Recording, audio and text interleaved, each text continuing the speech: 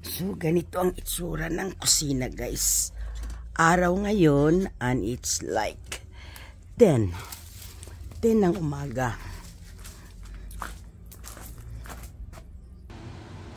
Maliwanag siya tingnan, pero not really. At, kung gusto mong magluto-luto, tinuturn namin yung ilaw. Kasi hindi naman talaga siya maliwanag. Lalo na dito sa hallway. Ayan ang itsura ng hallway. So, ngayon, magpapalagay ako ng solar tube. Kaya maganda din yung pupunta rin tayo sa ibang bahay para magkaroon ng idea ba. Pinaayos ko na nga yan dyan. Yung mga ilaw na yan. Pero, binaihan ko ng ilaw. Hindi yan ang original eh. Yung original, laging nahuhulog. Yung flat na marami siyang tapos fluorescent. So, yan. Ginawa kong ganyan. Pero, ang nangyari naman, nasobraan ng liwanag. Kaya, siyempre, energy din yan, di ba? Kaya, ang ginawa ko, tino-turn off ko yung tatlo. Ayan, naka-turn off yung tatlo. So, balak namin ilagay dyan. Kasi ganito yan, guys. Oh. Yan. Madilim siya. Hindi naman madilim na madilim. Kaya lang. Ayan na. Dumating na. Sandali. So, ayun na yung maglalagay, guys. Center of these, okay? At itong hindi naman tayo pwedeng or marunong mag-edit or continue ba? Pwedeng i-pause ko ito or pwede ring mamamatay na lang itong aking cell. At itabi ko muna ito, guys. At 2 hours daw niya itong gagawin eh. Andito na yung mag-ayos, guys. Turn off pa rin yung ilaw. Andyan si Darling. At dito kasi may access. Kaya ayun na sa taas siya.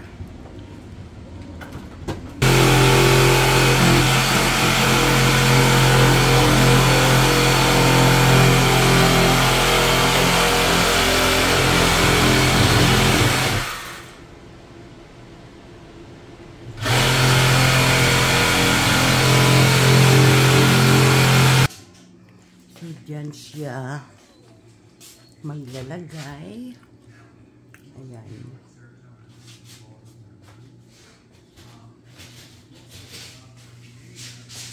Ganito ang itsura, guys. Yan ang walang ilaw. Yan ang may ilaw.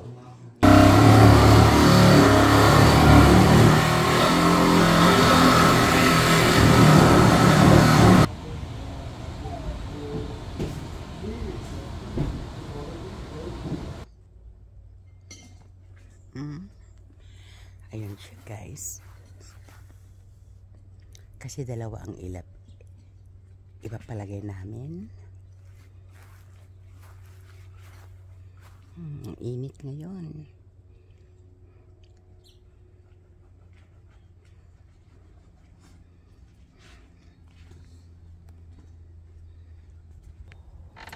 Ipasok ko pala itong aking mga succulent, guys. Ito siya, bagong tanim ko lang yan. Mga, ayan maluluto siya sa init. Ilagay ko siya doon sa hindi sagad ang init. At ito din, yan. Grabe ang init, guys. Tapos ito, baka itapon ko na lang ito dahil napuno na siya sa roots. Ayan Hindi na siya maganda. Kunin ko muna yung aking mga succulents. Sayang. Grabe ang init. Kaya ipapasok ko muna itong aking mga succulents. Ayan. Kasi mga old na yan ngayon, pinagugupit ko para mapadami ko. At saka ito siya. Gusto ko magparami nito eh. Kasi wala akong nakikita nito sa mga nursery. Mga 4 na ang pinuntahan ko. Bigay lang ito dyan sa kapitbahay ko, yung matanda. Magaganda yung ano niya, succulents niya.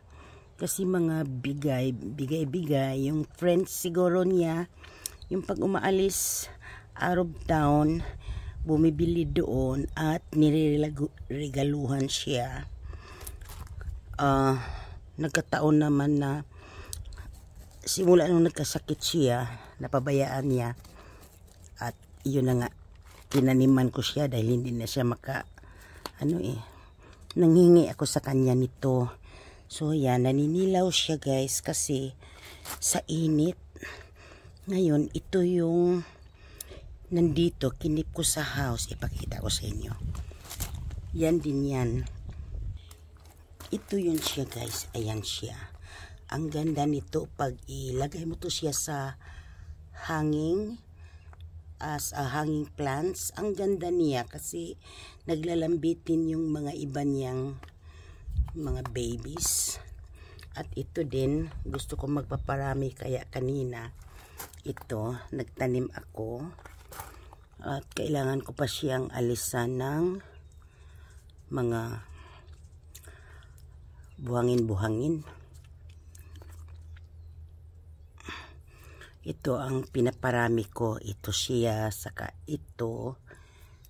One of my special plant ko ito. Kaanuhan din siguro to ng succulents. Kaya itabi ko muna to sila rito. Tapos meron akong ilalagay dito guys. Para si Charlie hindi aapak. Nakabili kasi ako nito guys. Ayan siya. Para daw ito sa pusa. Pero ilalagay ko to doon. Para ang Charlie pag inapakan to dito at kinakalantod ito dahil minsan nga yata yung daga nga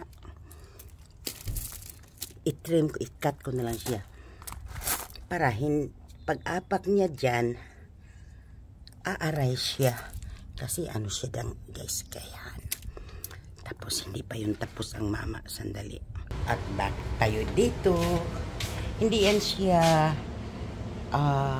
yung alikabok or dumi. Ano yan siya? Insulation. You see up there? Gumagawa siya ng holes doon. At iyan, maraming yan doon sa attic. At ano yan siya eh, yung para to keep it cooler sa may attic. At nandito tayo sa attic guys. Ayan yung holes na binutas niya. Yan ang itsura dito. Yan. Hindi yan mga dumi-dumi. Ang init dito. Ayan. Yun ang itsura. Tapos yung isa, ayun. Yan. Andoon siya sa roof ngayon. Maglalagay ng yun na nga yung tube. At dito nagtatakbo-takbo yung daga. Ayun doon sa may mga holes doon. Doon siya pumapasok ang daga. Kaya minsan dito nagdidisco yan sila dito.